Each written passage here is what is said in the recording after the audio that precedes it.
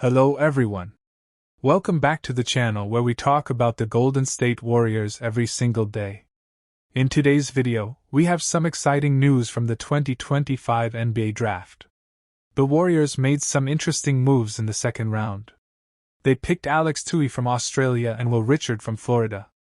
We'll talk about who these players are, why the Warriors picked them, what this means for the future of the team, and how fans and analysts are reacting.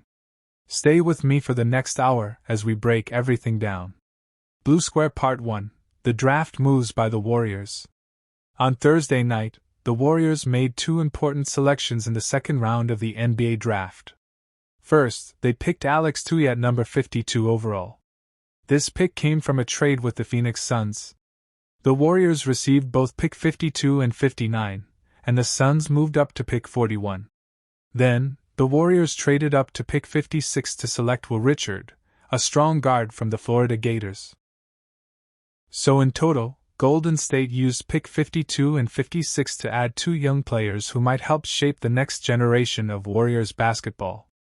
Blue Square Part 2: Who is Alex Tui? Alex Tui is a 6'8" forward from Australia. He played in the NBL with the Sydney Kings for 2 seasons. Last season, he averaged 10.6 points, 4.0 rebounds, 1.3 assists, 1.4 steals per game. His shooting stats: field goal, 44.9%, 3-point, 31%, free throws, 72.6%. While his shooting needs improvement, he's getting better. His percentages improved during his 2 NBL seasons, and during the NBA Draft Combined Scrimmage, he hit 3 of 5 from 3. Tui is known for high basketball IQ, defensive hustle, good off-ball movement, energy and toughness. He's not flashy, but he's reliable and plays with effort, something Steve Kerr loves in young players. Blue Square Part 3: Who is Will Richard? Will Richard is a 6'5" guard from the University of Florida. He helped his team win the 2025 NCAA National Championship and was a key starter all season. In 40 games, he averaged 13.3 points, 4.6 rebounds, 1.7 steals per game. Richard is also a very consistent shooter. Career 3-point percentage, 36.3%. Never shot below 34.5% in any college season. He's known for playing smart defense, spot-up shooting, hustling without the ball, being calm under pressure. Richard isn't the type of player who demands the ball, but he makes the right plays and rarely turns it over. A very good fit for Golden State's system. Blue Square Part 4: Why the Warriors pick these two. Golden State is in a transition phase. They want to stay competitive but also build for the future. Tui and Richard were both top-ranked prospects still available in round 2. Tui was ranked number 9. Richard was ranked number 40. So for the Warriors to get both late in the second round is seen as great value. These two players are smart, have good work ethic, fit into the team-first mentality of Golden State. This draft strategy shows that the front office is not chasing hype. Instead, they are focusing on culture and development. Blue Square Part 5: Fan Reaction. Warriors fans on social media have reacted very positively. Some said, "We finally picked smart, mature players." Others mentioned, "Tui reminds me of a young Joe Ingles, smart and solid. Richard can be another Gary Payton 2 type with a better shot." Of course, some fans wanted bigger names. But most people agree this was a smart draft. Blue Square Part 6: Steve Kerr's rotation and impact. Where will these two fit in? Tui could compete with Tracy Jackson-Davis and Moses Moody for rotation minutes. He brings defense and energy off the bench. Richard might find minutes as a backup guard if Chris Paul leaves or retires, or if Klay Thompson's situation changes. Steve Kerr likes players who move without the ball, defend well, understand the system. These rookies will need time, but they are good fits. Blue Square Part 7: future outlook. Looking ahead, if the Warriors can develop Tui and Richard properly, they may become reliable role players. This helps the team avoid expensive signings. Also gives the Warriors flexibility in trade talks, since they have depth. This could be a key step toward building the next. Are the Golden State Warriors finally ready to move on from Jonathan Kuminga? Is this the end of his journey with the Dubs? Today, we'll dive deep into the situation surrounding the 22-year-old forward and explore what's next for him and the Warriors ahead of the 2025 NBA Draft. Stay tuned, because we've got all the insider details, trade rumors, stats, and team reactions you need to understand this major story. Yellow Circle Part 1: The Kuminga Warriors Situation.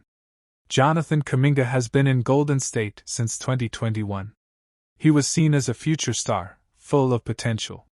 But for years now, the Warriors haven't given him a clear role. One season he plays 25 minutes a game, the next he's on the bench. He also dealt with injuries and competition from veterans like Draymond Green, Andrew Wiggins, and now Jimmy Butler. This up-and-down experience has hurt his development. GM Mike Dunleavy Jr. even said, "His role still needs to be clarified." Yellow Circle Part 2: What Mike Dunleavy Jr. said. In a recent press conference, Dunleavy said Kuminga will be a priority this offseason. But he also admitted the team doesn't really know what to do with him yet. He talked about Kuminga's inconsistent role. There were moments he didn't play, other times he was a key part. That shows the Warriors are still unsure about his place on the roster. The message is mixed: they value him, but they also seem ready to move on. Yellow Circle Part 3: Kuminga's Stats and Performance. In the 2024-25 season, Kuminga averaged 15.3 points per game, 4.6 rebounds, 2.2 assists, 45.4% shooting from the field. He showed improvement defensively and was aggressive in transition. But his defense still needs work. He struggled to fit into the Warriors' complex system. His playing time dropped especially after Jimmy Butler arrived. Yellow Circle Part 4: Trade Rumors, Chicago Bulls. According to Jake Fisher, the Stein line, the Bulls have shown interest in Kuminga. The Bulls need young talent to rebuild their roster. They've previously discussed Kuminga in trades involving Alex Caruso, Zach LaVine, Nikola Vucevic. They now have the number 12 pick in the draft. Warriors could offer Kuminga in exchange for the pick and maybe another player. That could help both teams. Bulls get a young forward. Warriors clear rotation space and gain cap flexibility. Yellow Circle Part 5: Trade Rumors, Miami Heat. Miami Heat also appear interested in Kuminga. Pat Riley is always looking for tough, athletic players like Kuminga. The Heat missed out on the Kevin Durant sweepstakes. He went to the Rockets. Kuminga could be a backup plan for them. Miami also lost Jimmy Butler to Golden State. That creates a forward spot that Kuminga could fill. Trade talks could involve picks, young guards, or bench players. Yellow Circle Part 6: Warriors' Internal Dilemma. The Warriors love the idea of potential, but struggle to develop young talent. Kuminga, James Wiseman, even Moses Moody, all struggled to grow with the team. Steve Kerr prefers experienced players who fit his system quickly. There's also pressure to win now. Steph Curry is 37. They can't wait 2 to 3 more years for Kuminga to become a star. That's why a trade might make sense, even if they don't get equal value. Yellow Circle Part 7: What's next for Kuminga and GSW? Possible destinations: Chicago, for pick number 12 plus Alex Caruso. Miami, for Tyler Herro or Jamie Jaquez Jr. San Antonio or Orlando could also be options. Warriors could also try a 3-team trade. Or use Kuminga in a bigger package deal for a star, e.g., Lauri Markkanen. His future depends on what the Warriors want. Stay competitive or rebuild? Trust youth or rely on veterans? Jonathan Kuminga has talent. No doubt. But talent without trust and consistency won't grow. The Warriors must decide, keep waiting or cut their losses. For Kuminga, A new team could give him the clarity, confidence, and role he needs to shine. For the Warriors, this might be the move that opens the next chapter of their dynasty, or ends it. Hello Warriors fans! Welcome back to our channel Dubs Nation Voice, your best place for Golden State news. Today, we're talking about something big. For the first time in many years, the Warriors might not spend big money this offseason. No big names, no big trades, at least, not like before. So what does that mean for the future of Jonathan Kuminga? What about the new players the Warriors could sign? And why is Jimmy Butler such a big part of all this? Let's break it down. Grab your popcorn. This video will go deep into every detail you need to know. Let's go! Yellow Circle Part 1. Why this offseason feels different. In past years, the Warriors tried to sign big stars. They went after Paul George. They wanted Lauri Markkanen. They even dreamed about Giannis Antetokounmpo. But this summer, things are different. Why? Because last season, the Warriors already made their big move. They traded for Jimmy Butler. They gave him a 2-year deal worth $112 million. That's a lot of money. And now, the Warriors don't have much space to sign or trade for expensive players. General Manager Mike Dunleavy said it himself. It's almost impossible for us to add players in that price range now. Yellow Circle Part 2. How Jimmy Butler changed everything. When Butler arrived, he fit perfectly. He plays hard. He plays smart. He works well with Stephen Curry and Draymond Green. But there's a cost. Because Butler is expensive, the team has less money to spend. The NBA has new rules. If you go past a certain salary level, called the second apron, you lose many options. You can't sign players easily. You can't trade like before. That's why the Warriors are now looking at smaller deals.